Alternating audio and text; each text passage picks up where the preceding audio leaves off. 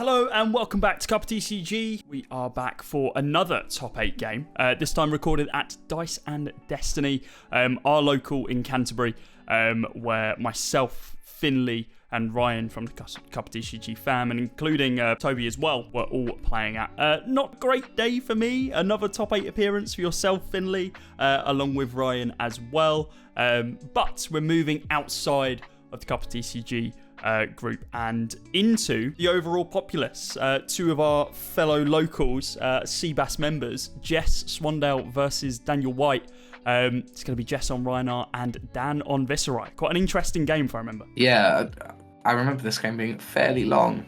It's been enough for time where I don't remember too much that's happened, so this is going to be an interesting one to rewatch.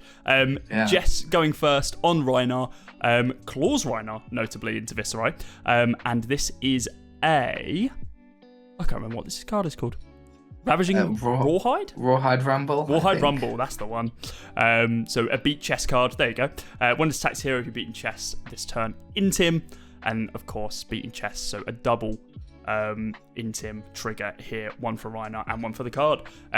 So yeah, forcing some cards out of Dan's hand, but still able to allow him to block. An interesting Viserai list here from Dan, right? Yeah, this is the OTK or Turtle Burst version of Viserai. There's a bit of bad glare on the screen, but the equipment suite is Balance of Justice, Dyadic Carapace, Grasp of the Arknight, Spellbound Creepers, Scepter of Pain, and Bloodied Oval. So that's that flickery shield you can see there. The Bloodied Oval was quite interesting. Yeah, exciting when you see a Bloodied Oval in a top 8, isn't it? Yeah, I don't think I've seen that piece of equipment outside of draft when we were in Liverpool, so certainly bold. Early doors here for Jess. We're getting a CNC with one floating, and I believe that's 3 cards in hand. Who could ever guess what's going to come off the back of this, considering there's no go again? CNC, a powerful card into the defensive version of Viserai. You can be sure they're on quite a few D-Reacts. Absolutely. And locking them out of them, very strong. Come to fight. I didn't spot that on the day. Of course, a pummel going to be coming on in, as expected.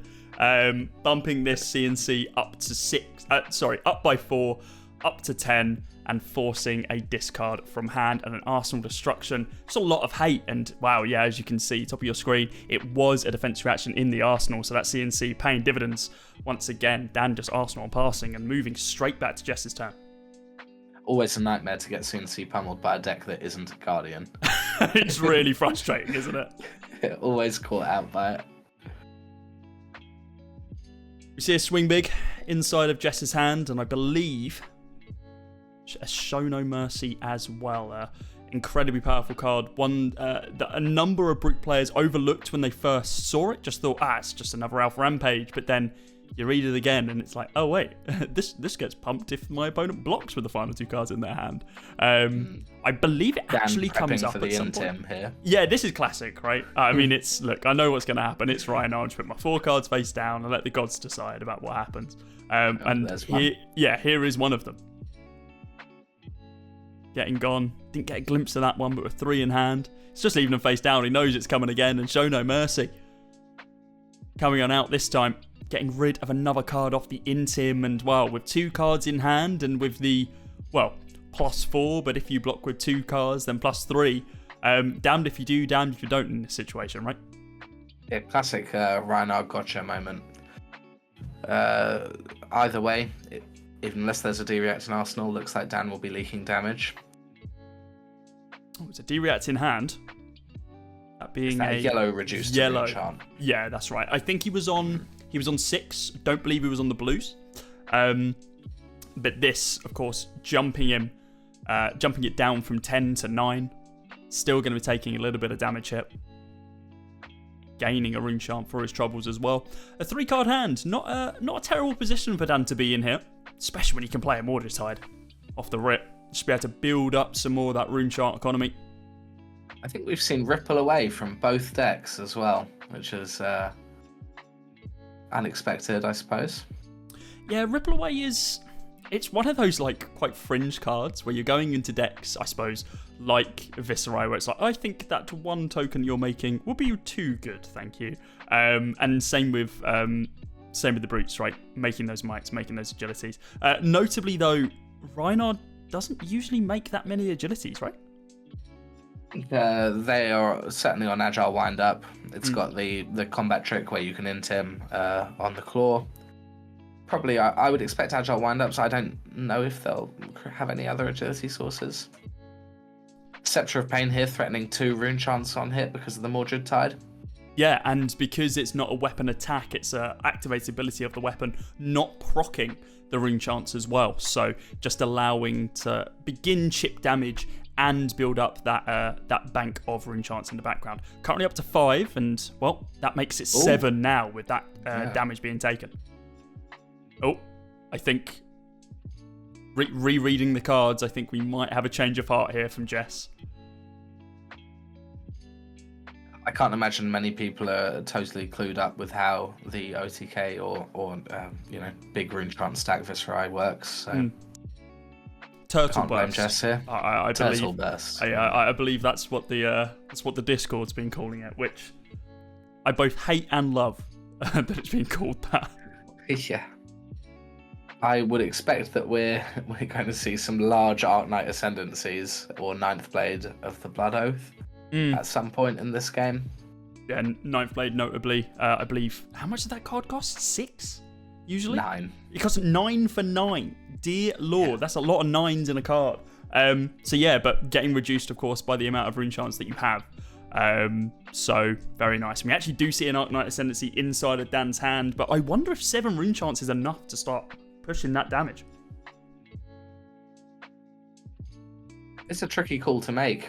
I wonder who's favoured in this matchup. You would imagine that Rhinar, especially a Rhinar that's packing this many Intimidate cards, would be happy to see such a defensive deck. Absolutely. Well, speaking about the defensive nature of the deck, we do see 2 defensive actions in the hand: a Sink Below and a Reducer. Is that a Reducer Enchant or a Sigil of Suffering? Sigil of Suffering, my apologies. But yeah, look at this. Another pummel coming on out. So there's a Sigil of Suffering pinging Jess for 1. She floats. I don't think she did. She floated for the Tunic. She floated for the there's Tunic. no AB for the Sigil of Suffering, I believe. Yep. So blocking for 8 here, and then the pummel on hit historically would have been coming in for 12, but with blocking the 6, reducing that by 4. So it's just it's a lot of maths. Too much maths for me. 8 defense versus 12 attack. But the 12 pumped by 4 by the pummel. No, because it was 4. Yeah. Sorry. No, you're right. There's too much addition for me. I go up and some really exciting cards we've seen. We saw a Talk a Big Game in the pitch stack. I'd love to see Talk a Big Game fire. There's a few jokes about playing Talk a Big Game, naming 4, and then playing a CNC to threaten the CNC pummel and seeing how your opponent reacts to that. It's quite bold. A really interesting card. I suppose you can make some really powerful bluff plays with this.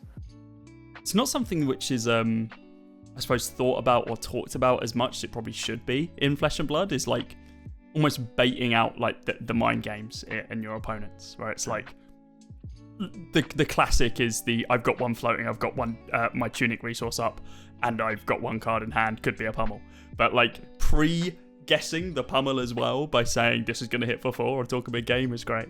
There goes the CNC. Yeah, notably not going to be buffed by the Bloodrush Bellows that's been played because it's not a brute card. However, still an important card to see gone. Dan going to be pretty happy about that one. Drawing 2 from the Bloodrush due to the fact that 6 was discarded. Got a Beast Within in hand as well, but I believe, that card is going to be used for Yellow Pitch. That's an unhappy pitch zone for Rhinar, I'd say. Two yellow cards in the pitch. No blues to do lots of claws. Dan going to be blocking with the Balance of Justice. Yeah, it's active here as well, right? The Bloodrush Bellows has drawn 2 cards this turn, so get your value out your blocking before you hit it. And wow, pitch Ascend packing to swing Ascend packing with only 1 card in hand. There goes an Arc Knight Ascendancy. Wow. an unfortunate loss. So that was 5 into 8 with the Sen packing. 4 yellow cards in the pitch zone. Very yellow heavy. And then playing a yellow card as well. So that was 5 yellow cards, 6 yellow cards next to each other because of the blood rush bellows. Well, the CNC was discarded. Oh, okay, of course. And 2 Rattlebones blocked with as well. I imagine that's how cards like Arknight Ascendancy and Ninth Blade are recycled. I would assume so. Don't think there's anything else. Ooh, blocking with one as well. Ascendancy. Wow, so not only is he losing one due to Sen packing, but having to block with one of them as well. Those other 2 cards in hand have got to be incredibly high value or completely useless in that situation. Read the runes. Read the runes. I wonder Pretty what the good. next card is. Yeah, just arsenaling it. Stacks building up. 12 rune chance for Dan. Absolutely. Still got a trigger on the aura as well, so 1 more to come of that. Getting the And only 1 blood rush down for Rhinar. Yeah, a lot of damage been dealt here as well. 19 on the board. Looking to push a little bit more here as well. Or Reckless Swing being pitched and a Dig Up Dinner. Now, I had to double check and read this card multiple times over the weekend. It's certainly a bold one. Not one that everyone would have seen before. So it's a 1-cost blue for Brute. Choose 3 random cards in your graveyard. Shuffle all attack action cards with 6 or more chosen this way into your deck. And then you gain that much HP depending on how many were shuffled back in. Looks like we're going to be shuffling 2 of them back in, a Sen packing and a Rawhide Rumble. Exactly that.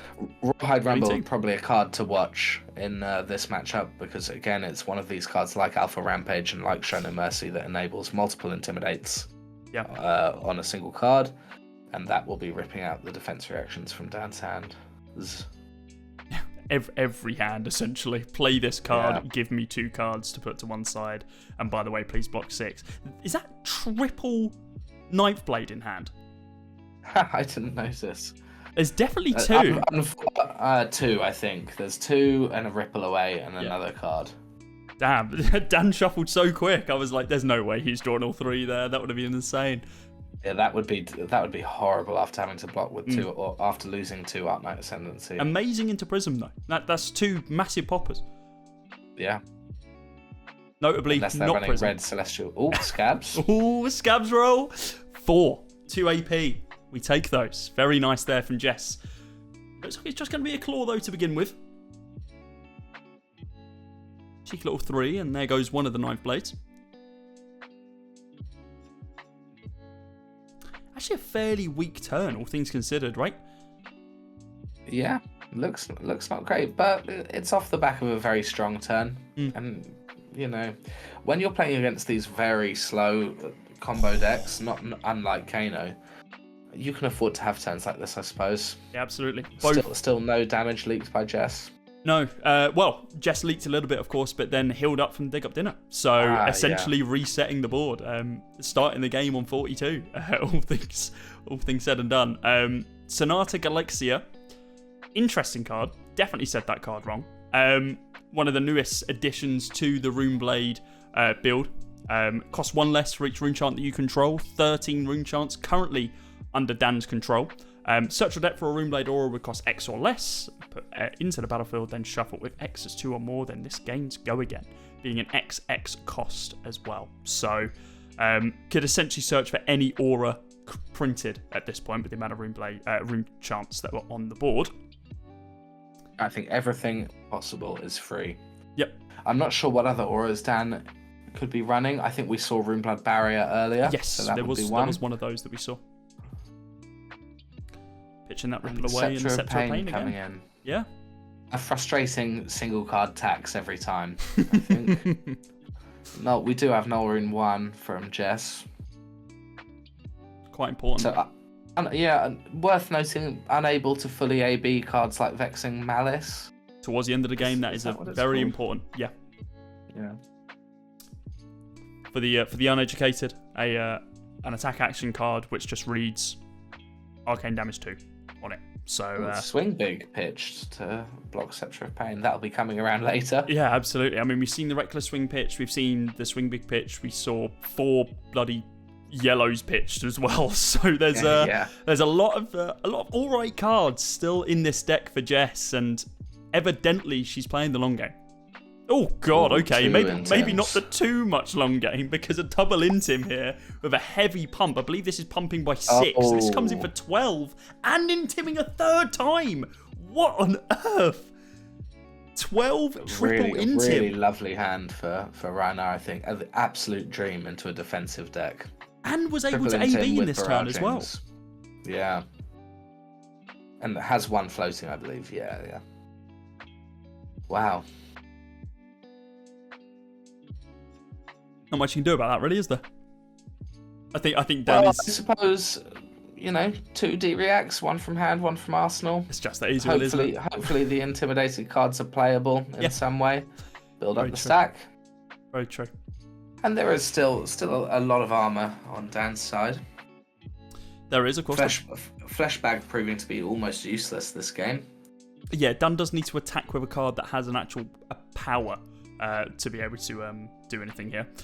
Wow, Dan opting to take 12 there and hold on to this 4-card hand. I believe that's 14 rune chance, soon to be ticked up. Ooh, Slogism. Slogism. We know what's coming now. Welcome to Wraith representing. We've got Welcome to Wraith Hero in Rhinar. Welcome to Wraith Attack Pump in Slogism. Pitching away a blue. And now with plenty of cards to play with, both in hand and in Arsenal, I think we're going to be seeing our very first Arc Knight Ascendancy here.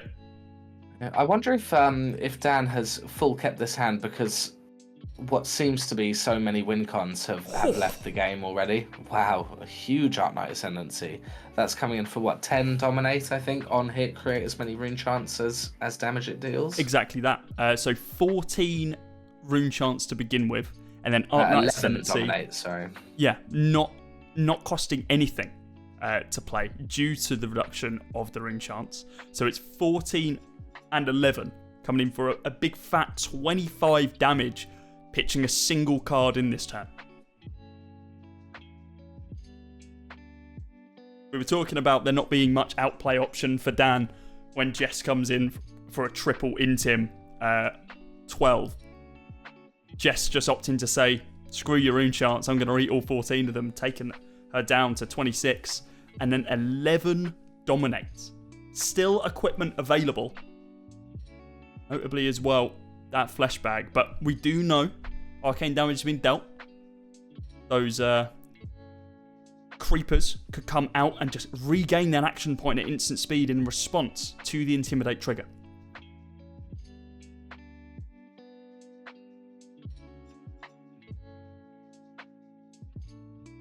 It's interesting. I doubt the fleshbag is going to be impactful in quotes, apart from preventing 2 rune chants being created. But maybe Dan has a sneaky pummel there. the terrifying thought. The real power of this Viserai deck is that you do not know what to expect, right? You see a Slogism. I wouldn't be surprised to be hit by a pummel as well at this stage.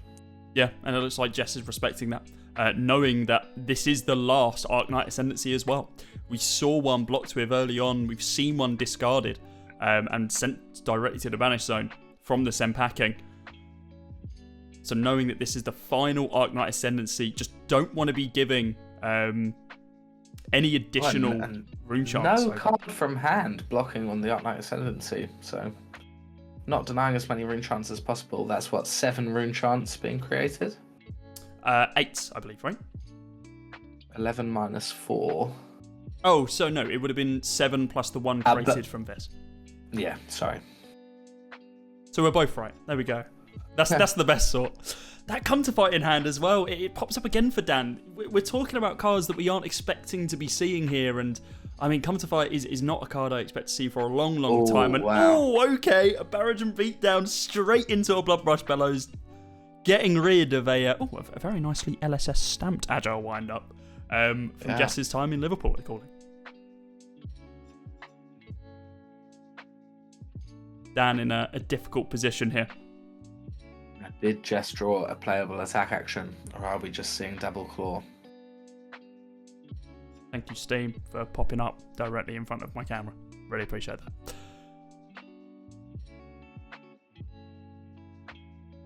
Double block, ripple away, and that come to fight.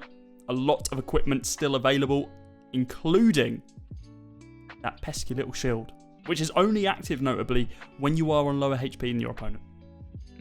Great in UPF, but... 6 block available for Dan on equipment, and of course the unknown card in Arsenal.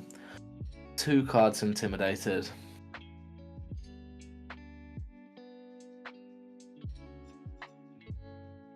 Questions got to be whirring at the head of Jess here. What's the next play? What a swingy turn that Arc Knight Ascendancy play was. I mean, and just the fact that the other 2 were killed by Rhinar earlier is that's tough. Incredibly important, right? I mean, Dan is able to swing in for 21 damage on the very first attack that he's chucked in this game. And it does bring our health totals into a much more manageable situation. Before that, it was 40 plays 9. Oh, an armor being thrown on the 8 damage. Only blocking 4. Going down to 5 as well. Dan is looking to just throw a massive haymaker back here as well. Of course, those 2 cards being intimidated away. The card in the arsenal. He's looking for a big swing here. Oh, 2 reds. Wow. That is rough. Just swinging a Scepter of Pain for 1. What is that? Slogism and 1 other card? Yeah, not too sure what that is, but definitely a Slogism going to the bottom of the deck. Yeah. Now, I suppose the question is, does Jess respect this?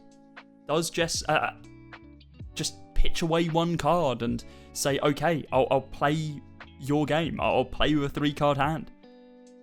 Or does she accept on the whole, Jess has been respectful of the Scepter of Pain. I wonder if your opponent being on 5 HP, not actually that much block available still, we'll be looking at 1, 2, 3, 4 block on equipment at this point. 2 blues in Jess's hand, I think. Oh, the tunic. That works. Floating the tunic to be able to get rid of it. Taking it straight back up at the start of our turn. From Dan. Not enough. Not enough as of yet. Perfect amount to be able to make a knife blade for free. But yeah. So I believe we've seen all 3 Arc Knight Ascendancies and 2 9th blades. We have, yes, that's right. But yeah. So still only one of those. There's 1 9th blade available still, which can come in. We were talking about agility sources. Here's another one, Assault and Battery. Yes. And it's beat chest mechanic, discarding the red barraging Brawnhide, which is that double intim we mentioned earlier. That is quite interesting to see that being the decision point, right? Instead of going for the double intim and just trying to push some damage, trying to extend the following turn, knowing that most likely Dan's going to have to block this out anyway, creating that agility and then just able to swing for potentially 1 more attack, even if it's just a claw at the beginning of the next turn. Opens up some more options. Yeah, I mean, Jess understands the win con here is hopefully attacking with 2 chain links that both intimidate. Yeah, absolutely. 2 Vexing Malices blocked with there. Ticks up to 10 rune chance, and there is a 9th blade in hand. A runic reclamation being played into a 9th blade. Now that's what you like to see. 10 into 12. That is a fat attack from Dan. 22 damage, no pitch. It's just that easy. It's just that easy. Notably, though, this does not recreate your rune chance. This is going to completely reset the board here for Dan. Jess is going to be able to survive here, but it is going to swing some tempo back in Dan's favour.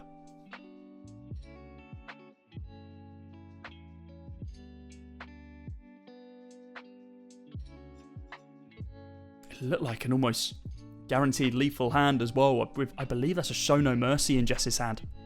Yeah, it is. Oh, yeah, you're right. Wow, yeah.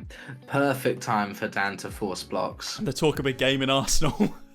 Is it? Is that what it is? Yeah, wow. Would have been a really interesting turn for Jess just to say no blocks and start swinging. But, I mean, when your opponent's hitting you for 22 mixed damage, pitching exactly 0 cards, and still having a card in your arsenal, pretty damn brutal. It's like Dan's looking at his deck, and Jess might want to do the same. And unfortunately for Dan, he's just shown the Vexing Malices in the previous turn, so Jess now knows that she can't go to 2. Sorry, to 1. Yeah, to 1, because the Vexing Malice will finish her off. So how low do you go here in order to push damage? Very dangerous position to be in. I mean, of course, that without a doubt, some of these rune chants are hitting. It looks like all 10 are hitting. Jess going to 9.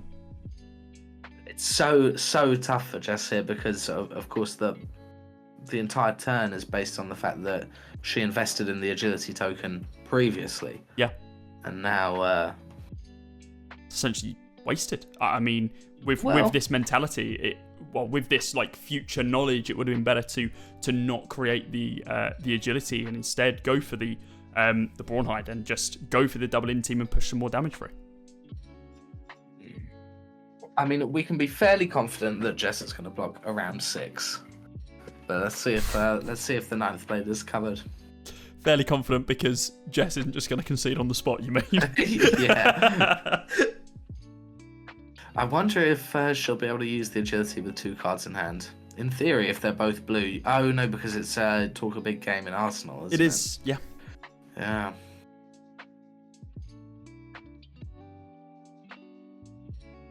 Blocking 3 does not cover it all here. Blocking 3 in the legs 4, and the tunic 5. does cover it. She is not dead. Down to 2? I believe so.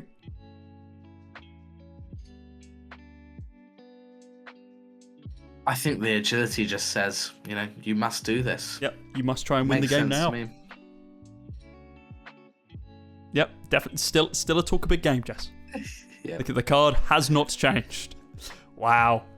Taking for that's Dan's a lot, final actually. large 7. attack. That's the final one. 3 9th blades gone, 2 Arcanite Ascendancies gone, and one of them banished. So no way of getting that one back. And a Vexing in hand.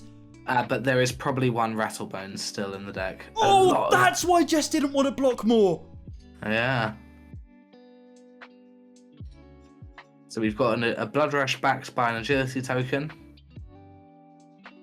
Can just draw a playable attack. Oh, that's another Show No Mercy and a Beast Within. The Beast Within's very, very dangerous here.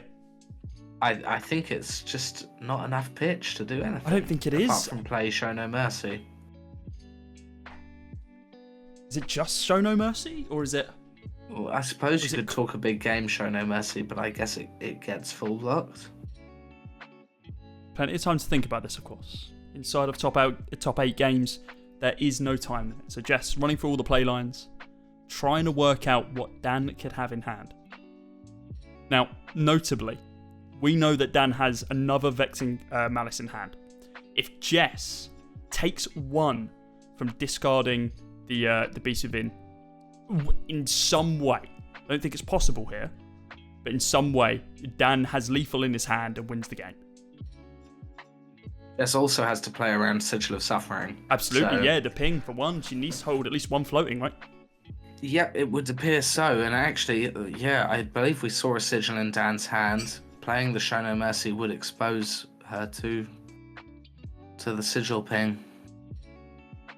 How long has this card been in Dan's arsenal? That's the question. I believe it's been there for some time. So is it a Sigil of Suffering just sitting there waiting for the final moment? Dan knowing that he's been on the back foot for a strong majority of this game. Ooh, the Talk a Big Game's about to come out. Oh. Thinking about it. Here it is. Talk a Big Game. Not too sure what's been declared. I think it might have been 1. It felt like 1, didn't it? And then the Claw for 5. It's enough. 5 go again. Double go again, notably. So what? 5? Yeah, 1 on Talk a Big Game. So 5 go again on hit, create a Might token. Yeah. And this is the next time that you deal damage. Equal to or more than what you have declared. So the second swing of the claw here will also threaten this 1 Might token. Only 1 card in hand. Ripple Away blocked with. This could be another 2-block. Was the Sigil of Suffering the card that was intimed? I mean, it's possible. The fact that Dan hasn't snap blocked this straight away makes me think it is. Also worth noting that the Bloodied Oval is now turned off. It is. It's going to be difficult for it to turn itself back on as well, unless we see some insane dig-up dinners here from Jess. Yeah, well, Dan has to perfectly engineer his HP going to 1, whilst Jess is at 2. Dangerous position to put yourself in, just to be able to gain 1. Really, very interesting match. Each player has to be very conscious of the other player's win cons. And Jess's pitch stack certainly looks pretty promising. I mean, it didn't look great initially, right? We saw the 4 or 5, wow, blocking for 3 on all of the equipment. So taking 2, going to 3? Is that what we're seeing? Taking 2. Oh, wow. Jeez, Didact Cast and the Might token gets created. Does indeed.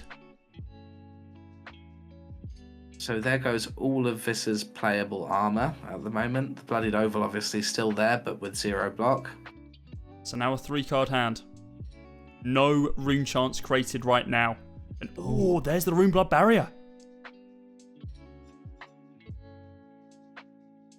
So all rune chants while Rune Blood Barrier on the field have Ward 1, Ward 1 effectively. Yeah.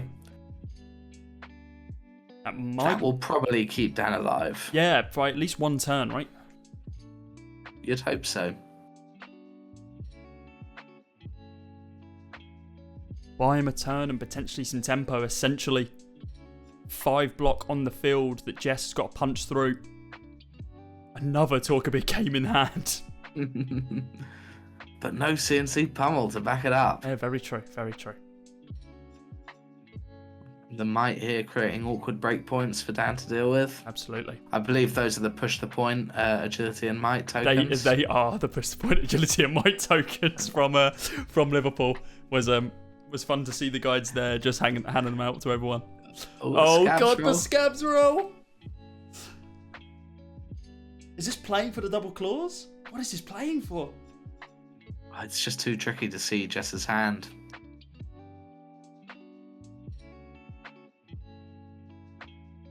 I suppose, yeah, as Dan indicates, Jess just got to try and find a way to punch through that Rune Blood Barrier. Really, warm up the dice. Yeah, charging up that roll, and it fell off screen. No, off screen. 2. Oh, 2 AP. Wow. I'll believe her. Pitching away, and oh my goodness, a double intim here as well. Double intim. A double intim with 2 AP. So I suspect this is going to be Rawhide Ramble into Claw. I mean, that makes sense. That should be enough. Oh no, because the Rune Blood Barrier is up, so we can expect Dan to lose some rune chance here. Yeah. Oh, and the 7, of course, because of the Might token. It's a very awkward position to be in. Mordred Tide, I think. Oh, or a Rattlebones. All of his cards look the same. All Read runes. Could be any one of these 7 cards, because they all look identical. Dan just double checking the other 2 cards that got intimed away. What could have been in this turn. What cards he's taking through to the following. No block on armor available right now, unless he goes to 1. Then the Bloodied Oval was triggered. 2 cards in hand, 7 coming at him with 5 ward on the field.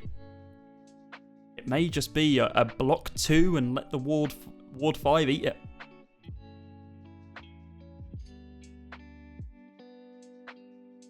Now, is Rhinar running any 1-cost attacks?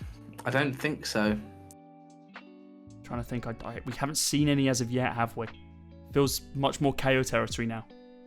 Yeah, KO and Levia, they're the 1-cost attack brutes. Slivering Shadow Piece. Oh god, don't get me started. So, with the Claw to follow it up. Most likely. Is that card the same Arsenal card that it's been for a long time? I believe so. It hasn't been played as of yet, has it? I wonder what it is. You've got to hope it's not a Slogism or similar. I mean, putting a Slogism in Arsenal, knowing that your main power cards, your Arknight Ascendancies, your Ninth Blades are all gone, does not put you in a very good spot. I suppose it could be a Vexing Malice as well. Could be just for the end game. Dan somehow, some way finds a way to chip one damage. It is a Read the Runes, right? Not ideal, but this does fully block the claw as well. No cards in hand, does the job. Another claw. Oh, how does the coming in for 3 claw. And there it was. It was a Sigil of Suffering, and pinged for 1. Yeah. So Vexing Malice now online. I wonder if there are any Vexing Malices left in the deck. I think. Oh, I can't remember. I believe there's one. I believe we saw one pitched early on. But I don't think we're at a point where Dan would have seen his pitch stack as of yet. No, it's just going to be a Dread Tip for 4.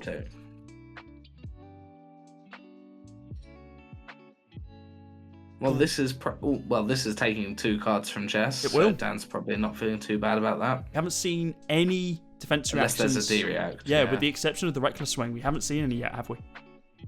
It's likely that Jess knew what flavour of Vis Dan was on before this matchup happened. They're both locals to Dice and Destiny, so maybe the D-reacts came out. You'd expect them to, really, wouldn't you? Yeah, absolutely. Dan checking what threats are left in his deck. He might be checking what defense reactions are left in his deck as well at this point. True, yeah. How many Sigils of Suffering are left? How many Vexing Malices? That's a Beast Within and an Unknown Brute card blocked with there. Into Pack Hunt. Pretty scary. 1 Intim. Not enough to threaten lethal, but certainly enough to take 2 cards. Makes sense for Jess to be blocking with the Beast Within there as well, right? Don't want to be accidentally intimming one of those away and killing yourself at this point. Yeah, absolutely. So 3-card hand. And worth noting that Jess also has the win con of Reckless Swing, so if Dan wants to go to 2, could get caught out by the Reckless Swing. Now Dan can never turn on that Bloodied Oval again unless Jess heals. Your HP has to be lower than your opponent for that to be able to gain any defensive value. Not blocking with it early could come back to bite Dan, but I suppose it's built for the late game, right?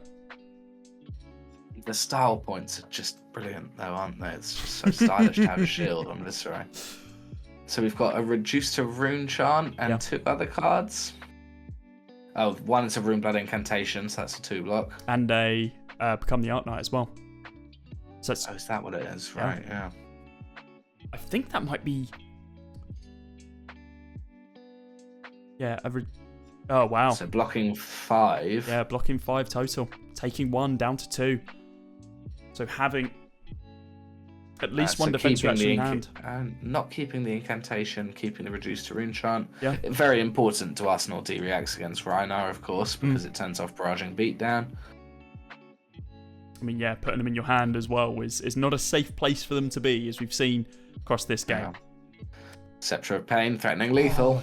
Double Become the Arknight. We've seen that plenty of times in this game from Dan, drawing multiples of the same card. There's a Send Packing in Jess's hand and an Agile Wind-Up. Maybe we'll be seeing a combat trick. Yeah, we very much may be. We very much may be, but it's going to be a 3-card hand no matter what happens here. Need to be seeing Scepter of Pain paid for. And Jess is trying to ensure that no matter what she does, that she has resources left floating to avoid that ping from the defense reaction. No Tunic around. There's no get out of jail free card with it.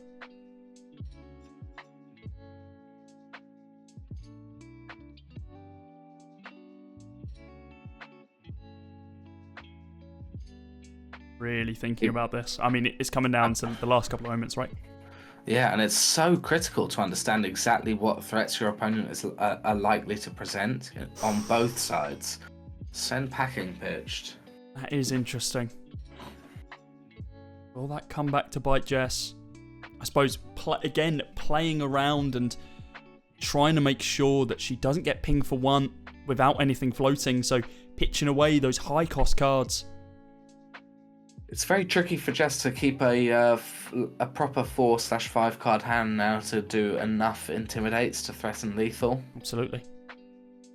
Oh, and a discard? It is a discard of the agile wind up, yeah. So a second intim. And then a blue for claw. I think Dan wants to get rid of a certain card here, but yes, the card he wanted has been removed. Wow, he just controlled that intimidate so well. So that's a sigil in Dan's hand and a reduced to enchant in Arsenal. And notably, Jess has that one floating. She has navigated this perfectly. I wonder what that desired intimidate card was. I think it was a Runeblood Barrier. Oh dear! Of course, having to pitch for the first reduced to rune chant, and then getting the second one for free. Yeah. But there's nothing really there now. I mean, there's 2 rune chants where there was none, and a 2-card hand to play off of. But it's got to be a pretty decent hand. Another defense reaction. Another reduced to rune chant. Yeah. Oh, the pummel from Jess there. If this game ends on a damn pummel. I will not be best pleased if this game ends on a pummel, especially a Rhinar. I mean, yeah. So it was another reduced to rune chant. Is the other card in hand reduced as well? I think the other card in hand is a Runeblood Barrier. Oh, really? Interesting. I believe we've only seen one of those. Proving so powerful here, demanding a card every single time. And it's a pummel that's gone. Yeah. Well, can't pummel off 2 cards without dying to Sigil of Suffering, I suppose. Very true. Very true. And actually, you can't pummel the claw anyway, can you? So. That is right. Yeah. Yeah. So really hard to actually resolve pummel for Jess without dying to Sigil of Suffering. Yeah. Notably, claw, not a hammer or club. Yeah, there you go. We know from the weekend though, Jess, I believe was on club. Was definitely on club into me in our Azalea game, and that was hell. I believe the term was. Would explain why you see so many yellow cards in this deck. Absolutely. The Brute Classic. And prepping for the Intimidate. It's the standard, isn't it? It's playing Rhinar, 4 cards face down. There you go. That bloodied oval's so close to being useful. Jess just needs to heal. Another beast within from Jess there. Yeah, needs to get rid of that. But unfortunately, I think it's going to have to be the pitch card, right? Just put it back into the deck. Oh, wow. And it was the Reckless Swing that's pitched away. So I think this is going to be playing the beast within? Rhinar running a few less KO-like effects, it's worth noting. Absolutely. Because there's not so much random discard in this deck, apart from Blood Rush Bellows. And I think... Have we seen all 3 Blood Rush? I think we have. I believe we have, yeah. The first one was really impactful. Third one, I think, was just two claws. This is 3 go again off the back of the agility. That's a might token, isn't it? No, this is the agility one. The might token is Hamish ripping his shirt open. Right. Okay. Oh wow, down to 1 with the Read the Runes block. Yeah, Blooded Oval's still not online here though. Yeah, it's so close. Yeah, you have to play the final beast within here. You have to, because putting this back into your deck and discarding it off a Reckless Swing, you die before the Reckless Swing goes through. Yeah. Demanding at least 2 cards from Dan. But now this is Jess had to play this handout, but there's no floating. There is nothing to be able to prevent the arcane if it comes through. But the 6 block, Jess has got off scot-free once again. So maybe that Sigil of Suffering that was pitched for the reduced to rune chance was the final sigil in the deck. Oh, the Sonata. Are there any live targets left? There's a reduced there. This might be a shuffle. This might just be a fail to find shuffle. Yeah, it is. That was a lot of defense reactions still. Oh, it's so tough not taking a card out of Jess's hand here with the scepter. Very tough. So I suppose the question is, what does Jess have in her hand? Playing into a 4-card grip for the first time in a long time. We've been seeing these turns navigated with perfection with 3-card hands to ensure there's floating resources, respecting the pings from the Sigils of Suffering. The one time she doesn't, Dan doesn't have the answer. He looks in his deck to be able to check to see what's there, and now this is what Jess is checking as well. Is there one Sigil of Suffering left? Dan just shuffled the deck. I just cut it for him. What defense reactions are left? With 2 floating rune chants as well. The reduced to rune chants, as you can see, just shuffling them to the top. Cheeky rearrange of the graveyard there. I suppose it doesn't really matter, and it's better to, it's better all round if you don't make a mistake here, isn't it? Yeah, absolutely, absolutely. Especially because they're both locals. No one wants to win because of a misread on the graveyard. It's almost like Jess can't believe what she's seeing here with the yellow reduced rune charts. Like, what the bloody hell are these? Like, why are there so many of them? And extended art too. They are. Looming Doom. That's the other win con. Of course. That's gone. Yeah, I think there are 2 in the graveyard there. Jess now fully sorting the defense reactions. It's like counting out what ones are 4 blocks, counting out which ones ping me for damage. Oh wow! So there's one of each. There's still. One of each left. Remarkable. A red Sync, a red reduced to rune chant, a yellow reduced to rune chant, and that Sigil of Suffering. Yeah. The question is, did that sigil get shuffled to the top last turn? A 4-card hand. Jess is in a position to play around it. There. That is brutal. And maybe that's what Jess is playing around.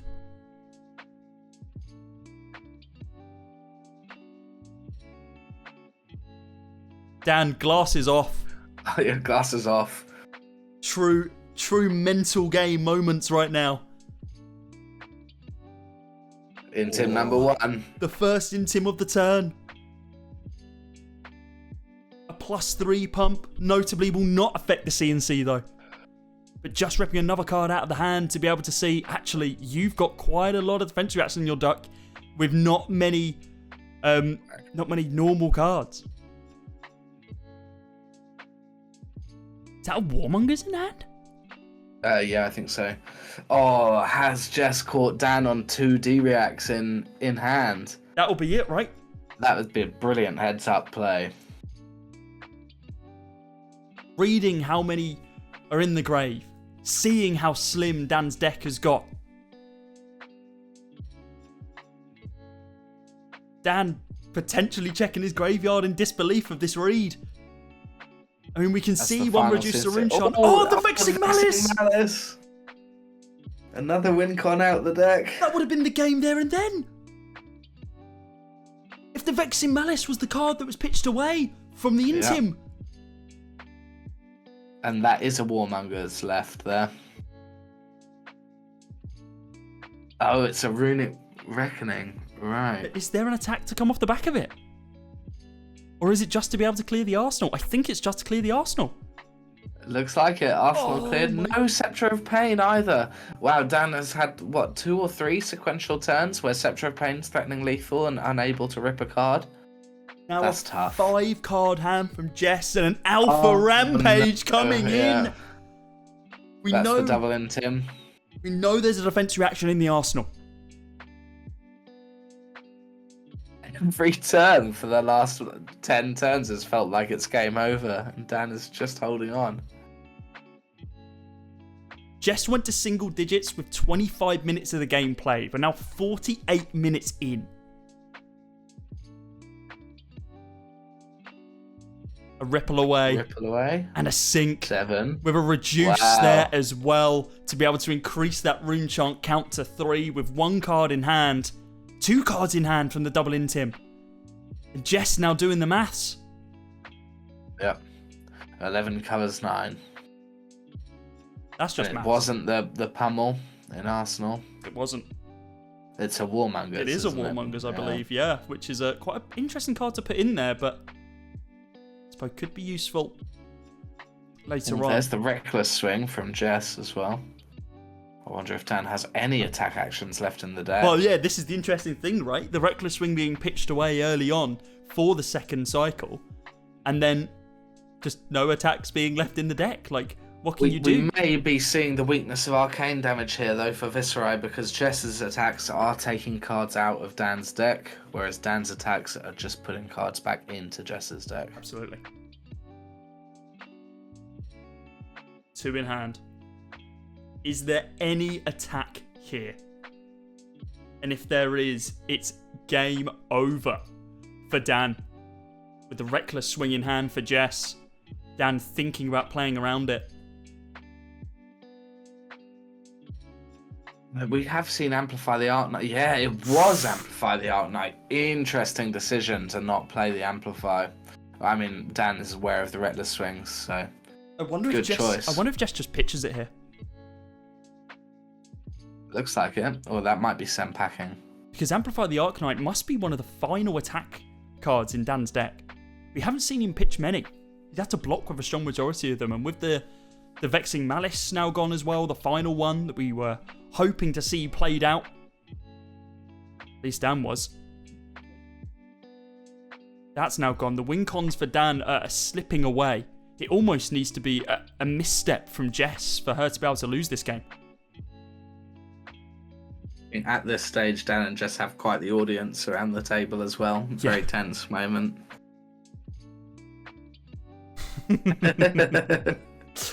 Surely Jess has 4 Gorganian tomes in hand. Yeah, well, that'll do it, right? Yeah. Somehow running 4 different gems. The good old tabletop simulator spin of your card there to be able to get your opponent to think what's going on.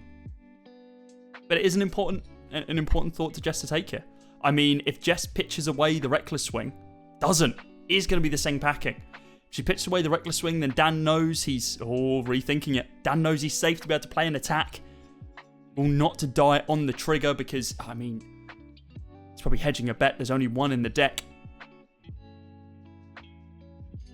Speaking about decks, Dan is running thin. Yeah, a 4-card hand with 1 card in Arsenal. Discarding an agile wind-up. No, I think that's a play, isn't it? Oh no, yeah, you're right. Discard. Interesting. So the claws have go again. It's interesting to see that we're not seeing this like in response to the claws being played. It's very heads up. It's very like this is what's happening. Yeah. Roger tie block covers up that 3. Second swing of the claw with go again notably. Blocking out with a become. That's become number 3. Will the Warmongers get played? Will it matter? Is this just clearing the arsenal? This could actually hurt Jess more than help her in this situation. I think Dan has 3 cards left in deck. 3 in deck, 1 in hand, 1 intimed. 1 in arsenal that we know is a defense reaction. Warmongers being played. This is quite an interesting play here. I don't know. I don't know what Jess is trying to achieve here. Maybe just clearing out of her arsenal because she knows that it's not actually useful at this point. But I mean, Jess is also. Case scenario for Jess. Dan presents an amplify when Jess doesn't have a reckless swing. Yeah, absolutely. And with 3 rune chants, right? Because and if Jess drew only red cards, that would be lethal. So Jess is trying to avoid that, I suppose. Pitching 2 cards for the Scepter of Pain. Dan chose peace and Jess chose war. He would have to choose war to be able to swing the Scepter of Pain because it's a weapon. It's not an attack. It's a. Oh, do you? Yeah. My mistake. Sorry. Whereas I assume Jess picked war here. Yeah, I would also assume so. Dig up dinner. She can't play the dig up dinner. She can't play the dig up dinner because of the warmongers. Yeah, this is caught pretty much immediately, I think.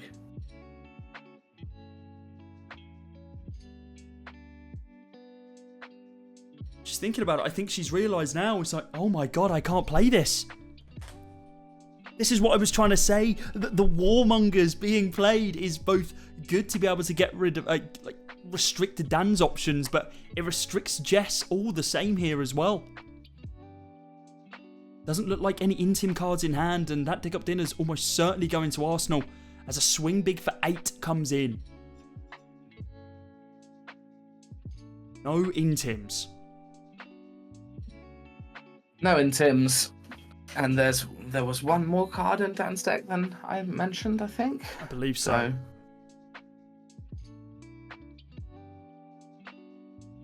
And Sigil not enough to be lethal here. Yeah. 1 floating and a card in hand. There's an Amplify the Arc Knight in that deck. I think there's one in his hand. Yeah. That's the only attack that's there, and Dan might have to chuck it out. Just to be able to force some blocks from Jess. And pray the Weckless Ring doesn't come in. But the more interesting point is that this cannot be covered by 2 cards.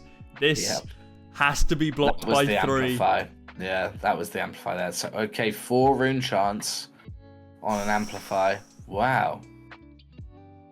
4 Rune Chants, an Amplify, and the Sigil of Suffering in hand.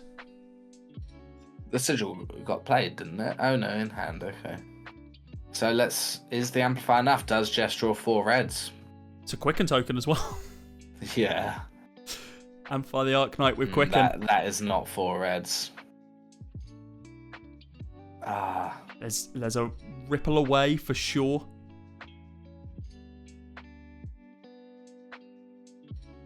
Really tough block. Dan is putting Jess on 0 cards. If this Sigil was a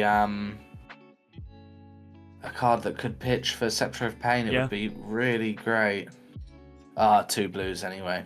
Okay. Getting rid of 2 blues. 2 floating for Jess. Oh, that's a Beast Within in hand. Yeah, and needs to block with it. Oof. A dangerous position to be in here for Jess, because has given Dan a full grip, but notably that full grip is 1 card. 1 card. Oh, Dan is like 1 turn cycle off. What a shame. And well played by Jess, of course. Pitches away. Plays the Show No Mercy. And there it is. The Sloggism was the last card in the deck. Oh, wow. What an amazing game. And Jess, of course, 6 pitch in her hand to be able to block out the Sigil of Pain. Wow, what a game. It looked like it was so close to being over many, many times across that. But Dan able to hold on for the longest time. Jess just managed to eke it out at the end with the correct card pitched and the correct cards played. What a brilliant showcase of why Intimidate is a potentially valuable mechanic. Double-edged sword. Taking those cards out of Dan's hand obviously caused him to lose win cons, right? At the start of the game. 2 Arc Knight Ascendancies not played, 2 9th Blades not played. It's all because of Intim. Wow. Yeah, I mean, wow. What a game from both of them. Jess will move forward. And then we will be presenting our next game from Dice and Destiny, the top 4, which is actually Finlay versus Tom Hurl playing on Victor. That's a Bolt and Victor matchup coming up very soon. See you in a bit.